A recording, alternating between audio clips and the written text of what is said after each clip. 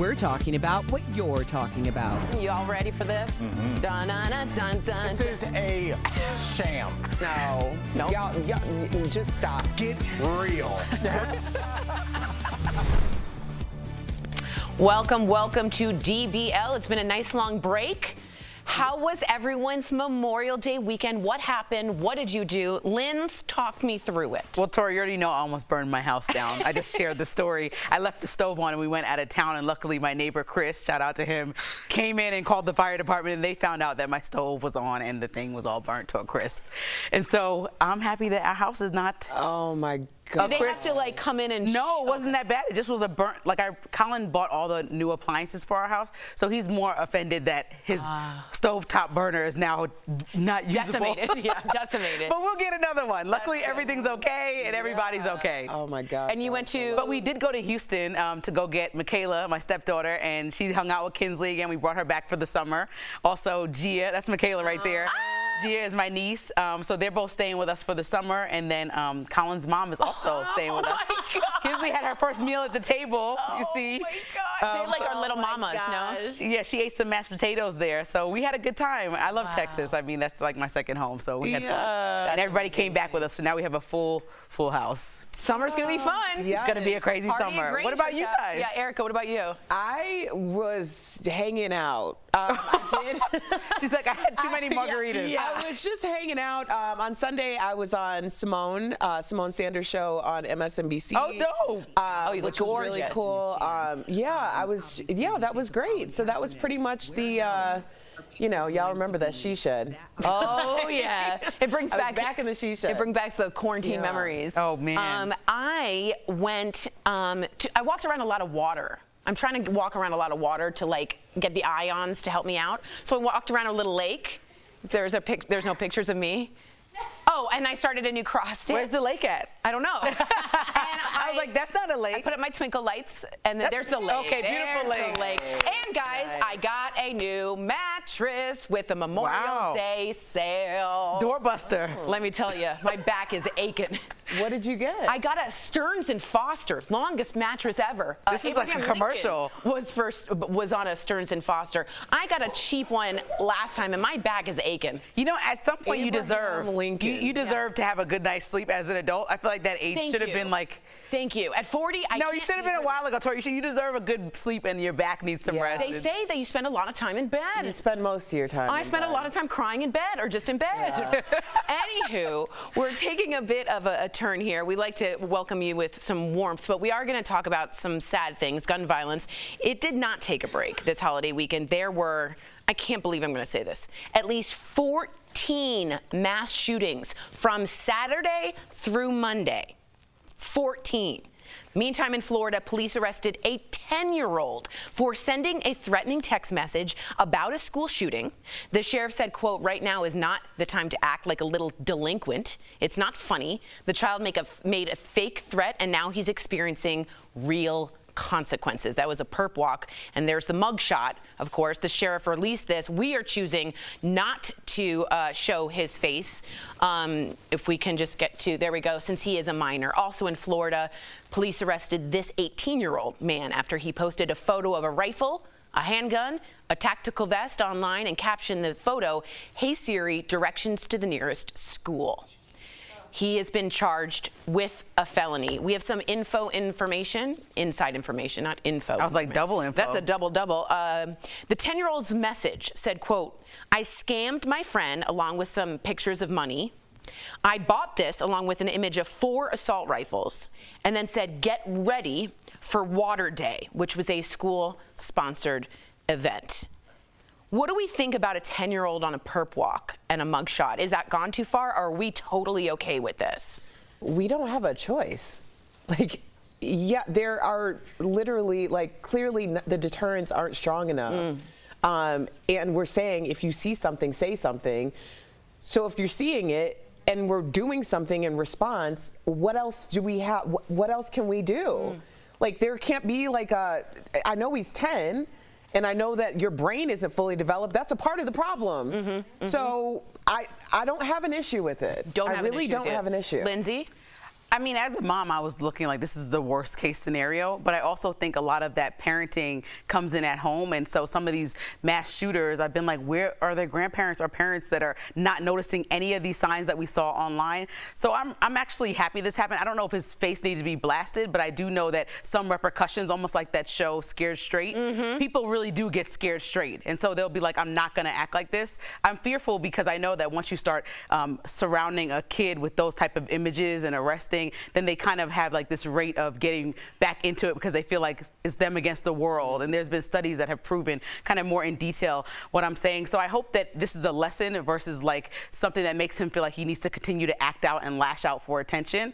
But it's really not a funny matter. Like, what can we do if you're not at home making sure your kid's not posting that, which is a hard task. But if you're not doing that, then somebody has to make sure they check them. Right. Because you can't just have images online or post stuff that you're going to kill people when people are actually dying with messages right before being posted saying what they're going to do. Yeah. So, you know, it's just, I mean, the kid's 10. It's terrible, but also something has to happen. And people, I'm glad that people are telling on other people and authorities are actually looking at social media, because last week was like, oh, it's so hard to catch everybody. No, it looks like it was pretty simple in these two cases. Totally. And for me, I'm like totally okay with it. If a 10-year-old can get shot in the face and has to hide under a thing, we can blast, in my mind, that 10-year-old's picture if he wants to do it to other kids. To me, totally okay. The deterrent needs to be stronger, and I think there needs to be more rules like red flag laws, which brings us to the next point. Our neighbor to the north, Canada. Hey.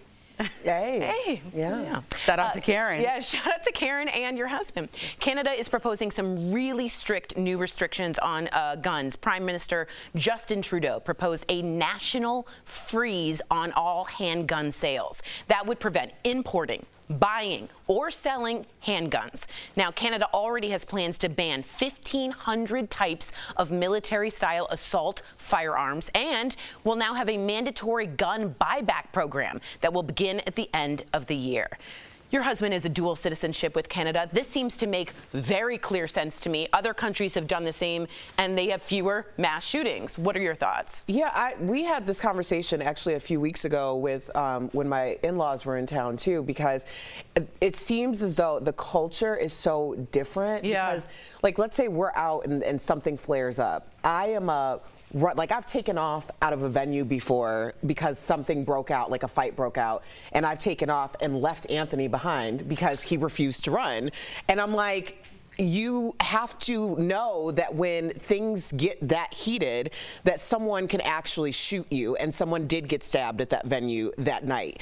And he just it never dawned on him. Like, we had two different ways of thinking. I was like, somebody's getting shot, and he's like, it's just a fight. It's and I'm two different lenses. That's a privilege to think it's just a fight, because to me, it's always an ability for someone to pull out a gun. But he doesn't think like that. I think that I would love to live in a community, in a country where you don't have to think like that. Right. And clearly in Canada, they're not thinking like that. Right. What do you think about this?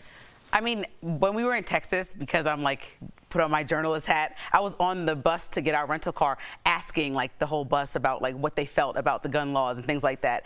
And a lot of people were telling me that they actually have guns in their home and they've collected them from like family passed down. They use it for protection of their house, for hunting. And I know they're different rifles, but to say the mandatory gun buyback, I think that's the problem, because there are people who need money in this country who will happily sell their gun for money. But when you tell people who are law-abiding citizens that you want to take their guns and it's a mandatory request, that kind of gets murky, because they are not the actual ones who did anything with these guns that have been in their lineage for 50, 60 years, almost 100 years. So it's kind of tough when I'm talking to people that I thought were respectful, nice, they didn't have any conspiracy theories, and they're telling me that side of the story. There is a conversation there, I think. Yeah, no, that's fair. I just think, just like you said, in America, it's baseball, apple pie, and guns now. That's our pastime, and in other countries, they don't have a culture like that. We are gun crazy, and unless we want to continue this, we need a whole new generation that has just much more restrictive gun laws, in my opinion. And you can come at me, and I know you will. Coming up on DBL, Leah Thomas is talking for the first time about all the controversy surrounding trans athletes competing in women's sports. What does she think about being at the center of this backlash? Closed captioning provided by This June, DBL isn't holding back. I've already spent my time and all of my sanity on trying to make you happy. I like a little cheese on my potatoes. That wasn't going on in my head. That's what we need more of, conversations in this country. Like this show. Thank you. DBL is all new every day.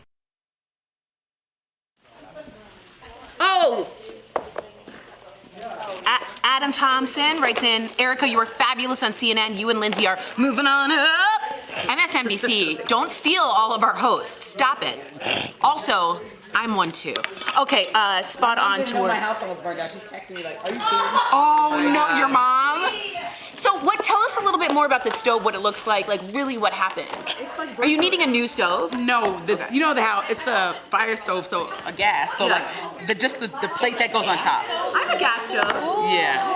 I have a gas stove. So just the plate on top is like burnt to a crispy crisp. Why, is it better to have gas than electric? Gas is scary. No, gas I have gas. That's why my house smelled like gas. So the fire department was like, we're so lucky. They had a huge fan in my house. I'm watching it on tape like, can we just, I want to fly back every time. For every little thing, like, I want to fly back. And I was like, okay, we're going to solve this. Colin's like calm. Dang, Lindsay. Yeah, it was. I'm so glad that nothing bad happened. I know.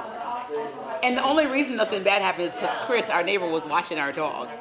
So he was back and forth in our house. And he's like, something's not right. And Colin's like, it's fine. I'm like, no, let's just call the fire Colin department. needs to bathe. Yeah, he's just too calm. It's like, no, it wasn't fine. It was not It wasn't fine. fine. Are we switching our... Oh. What are we doing? Nothing. Oh! You're scared of Dr. Coley. Oh, that was funny. We're all just casually moving over. Yeah, I was like, they're so leisurely this morning. I also wanted to, I know everyone's really, I also wanted to ask you something. BJ, let me ask you this. What do people think about when I say, and if you're a gun owner especially, I want you to answer this. When it says in the Second Amendment, a well-regulated militia gets to have arms, that's the reason why. I don't think these guys are well-regulated. Yeah. What do we think about definitely, especially with kids? Yeah. 15.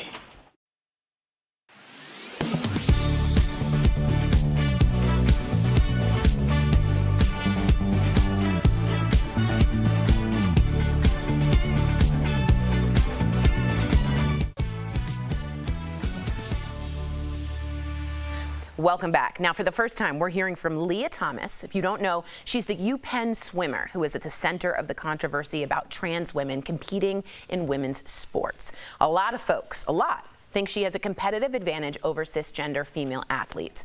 Here's some of what she said about it on GMA. Trans people don't transition for athletics. We transition to be happy and authentic and our true selves. Transitioning to get an advantage is not something that ever factors into our decisions. There are cis women who are very tall and very muscular and have more testosterone than another cis woman, and should that then also disqualify them?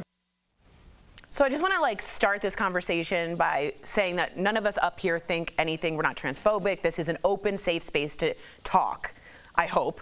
And I would just say that I don't know. I feel a little uncomfortable still with Leah Thomas, and I want to be told if I'm not being correct or if I'm being wrong, because I know there's trans athletes out there are watching right now. I just feel like bigger muscles, bigger lungs, bigger shoulders equals unfair advantage as opposed to something else. Does that make sense? Yeah.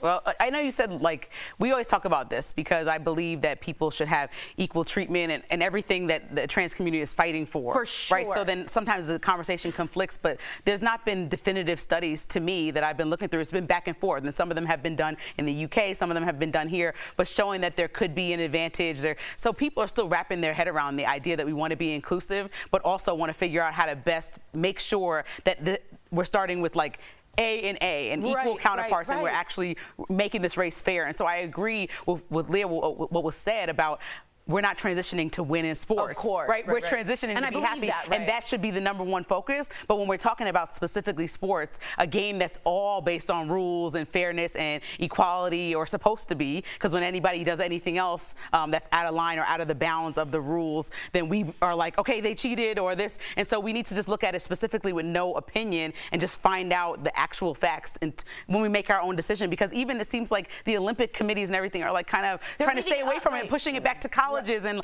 like just tell us the answer because Right. we're not experts in this field. IOC, if you don't know, is leaving it up to this individual sport. Right. Exactly. Erica, what do you think about this? Lindsay, I appreciate that take. Well, I think the fact that Leah had to say that we're not transitioning to get a competitive advantage, the fact that needs to be said at all tells you what's wrong with this conversation. It's very convoluted. People want to use their fears and their, feelings about something that isn't really about fears and feelings. It's about keeping up with our culture and the ever-changing way that people are able to be the truest version of themselves. So I think that part of it really speaks volumes about how politicized and how all of this really has nothing to do with what the topic is at hand. I want to hear from people who are affected on both sides, sit down and have this conversation. yeah. I want to hear from our doctors to sit down and have this conversation. I'm not interested in someone on Twitter just saying things to be loud and wrong because we don't know a lot. Right, and it's a sensitive topic, right? You don't want to come at it with like machetes. You want to come at it with a scalpel to understand it. I think that's fair to say. All right, well, coming up, just as Erica said, Dr. Coley joins us to continue this conversation from a medical standpoint. Dr. Al Jackson couldn't make it. Does she think trans athletes have an unfair advantage? Let's get the medical take on it next. At Verify, we go straight to the sources to tell you what's true and what's false. One of our viewers, Ginia, emailed us a question about a telemarketing call she got. She told us that she's on the do not call list, but, quote, ADT called and told me that just by answering my phone, I reinstate myself on their database list. Is that true? All right, Ginia, let's verify. Our sources, the Telephone Consumer Protection Act, or TCPA, and the Federal Trade Commission. The TCPA is the law that governs what telemarketers can and can't do. If your phone number is registered on the do not call list, it says anyone trying to sell you something isn't allowed to call you. There are a few exceptions, though. One of them is if you have a, quote, established business relationship with a company. Then they are allowed to call you for up to 18 months after your last transaction with them. So if you pick up the phone and talk to a telemarketer, could that be considered establishing a business relationship? An FTC spokesperson told us, quote, no, simply picking up the phone does not qualify as an established business relationship. And even if it did, the law says the company has to stop calling you if you ask them to. We reached out to ADT and they said they take care to keep their databases updated and to follow the law. It is, of course, also possible that the call didn't actually come from ADT and was instead a scammer. In fact, the FTC says home security scams are common, and the do not call list can't stop scammers from calling you. The FTC isn't capable of blocking calls, they can only enforce the law, and scammers aren't following the law anyway, so they're not likely to abide by the do not call list. So no, answering a telemarketer's call does not take you off the do not call list. If you get an unwanted call, block the number and report it to the FTC at donotcall.gov. With your Verify, I'm Casey Decker.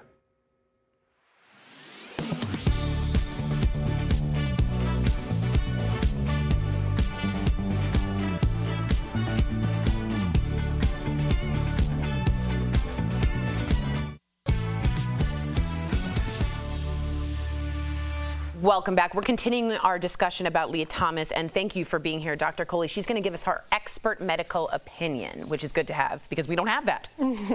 Dr. Jackson isn't here. Yeah, oh yeah, so we got you. Thank you so much for filling in. Paige, yeah. So I want to ask you, does experiencing male puberty give trans athletes like Leah Thomas an unfair advantage against their competitors? You know, it's interesting, Lindsay, just as you said a few minutes ago, we don't really know, but the studies that we have so far suggest that yes, it does. Because when you undergo male puberty, there are certain changes that happen in your body size, your hand size, your foot size, your bone density, your bone size itself. And then you know that at baseline, men just have bigger lungs than women, for example. Now, some of that can get reversed when you give female hormones, because men also have higher blood counts than women, blood doping, but that part can get reversed, the muscle mass can get reversed, but some of them are really sort of stuck. So I think the fairest thing would be to have trans women compete against trans women and trans men compete against trans men. And I think mixing it like this really is messing up the playing field a little bit with some physiologic differences. There's also differences in the different sports. Right. So the studies have looked at this, and swimming actually has the least differential of some, but you can imagine that, for example, weightlifting might have a much bigger differential for trans athletes as opposed to cis ones. Well, you mentioned the hormone replacement therapy because it reverses puberty, I guess. I'm asking you as a doctor, so should your biological advantage be small? So let's be clear, it doesn't reverse puberty. Once puberty happens, it's sort of like the cells change, your body changes, and you can see with this athlete, her voice is still very deep, right? Because the voice deepens, the muscle mass changes, the density changes. Now, there's certain things that giving hormone replacement therapy, giving estrogen to her may change, like, for example, her muscle mass. So some people even argue that she's getting a little bit of a disadvantage because she's got a bigger body frame and she's got a female muscle mass propelling a male body frame. So it helps to kind of level the playing field, but it doesn't completely reverse the changes that have already happened during puberty. Interesting. All right, well, we are going to switch gears here. We can't ignore it, right? The Texas tragedy, the mass shooting that left 19 children and 2 teachers dead, or the 14 other mass shootings that happened over Memorial Day weekend. A lot of people blame those shooting massacres on mental health. It's mental health, mental health. So is that fair to say? Will a mental health disorder cause someone to commit a mass shooting, doctor? I think mental health is a cop-out, and I'm so tired of hearing it as a medical professional, because it is just one piece of what might lead somebody to cause a mass shooting. But let's kind of break this down, guys. So number one, mental health disorders occur all over the world, right? Yet the United States is the only country that has this level of mass shooting. So how do you explain that if it's all mental health? And number two, in order to carry out a mass shooting, you have to be organized. You have to get the gun, you have to have a plan, you have to carry it out. Someone who's really psychotic and has mental health disorders, they're not that organized. And so it's a little bit of a cop-out to blame this. And at the end of the day, even if you want to blame mental health, how does the person with mental health carry out the problem? Using guns. We have 323 million people in the United States.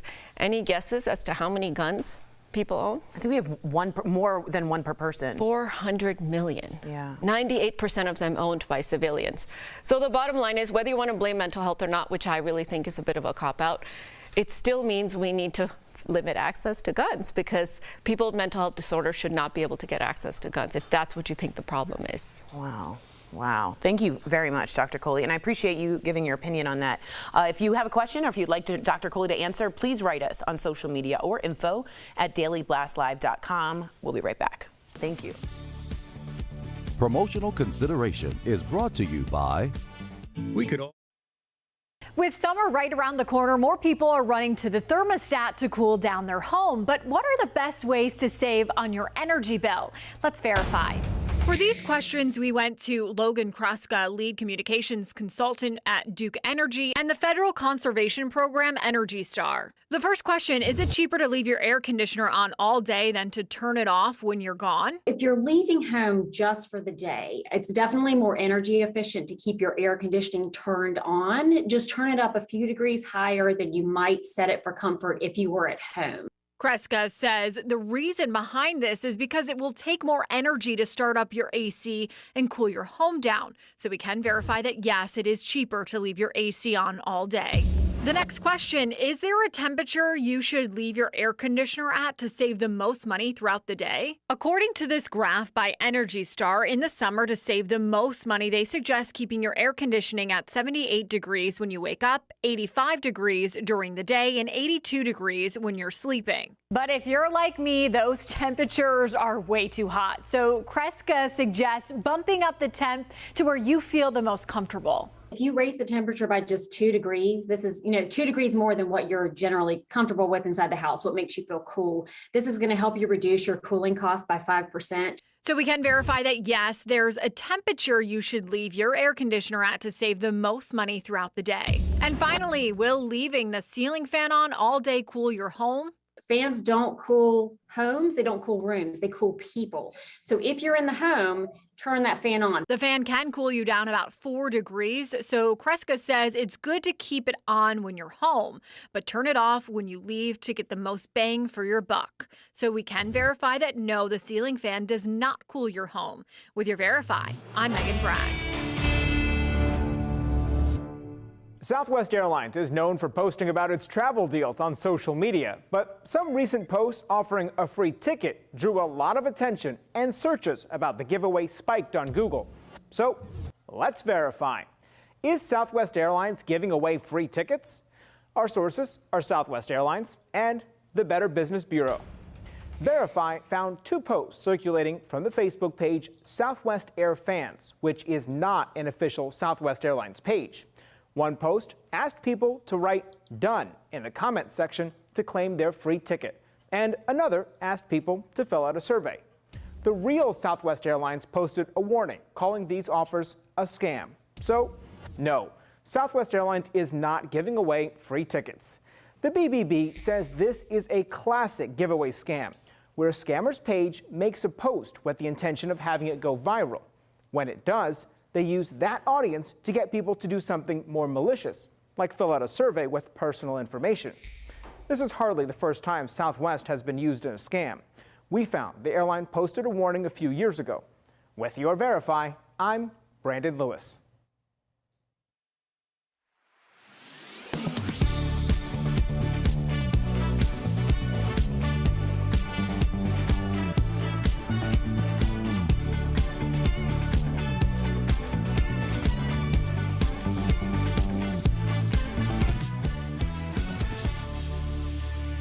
Welcome back. Did you know that shorter workouts can be super effective? Yay! I know, I'm about to say this is the best. This is for me and Linz. It sounds too good to be true, but it's not. That's today's Focus on Fitness presented by QB. According to an exercise psychologist, even 1 minute of exercise can improve your health. Do this by building your heart rate over time. Start at using about 60% of your heart rate maximum and aim to get yourself up to around 90%. Biking, stairs, even resistance training like lifting weights can get your heart rate up. It can build muscle and improve your overall health over time. QB is such a great way to get some quick exercise regardless of physical ability or age. Try their under-desk elliptical at home. Call 1-800-556-2089 or visit QB.com to learn more.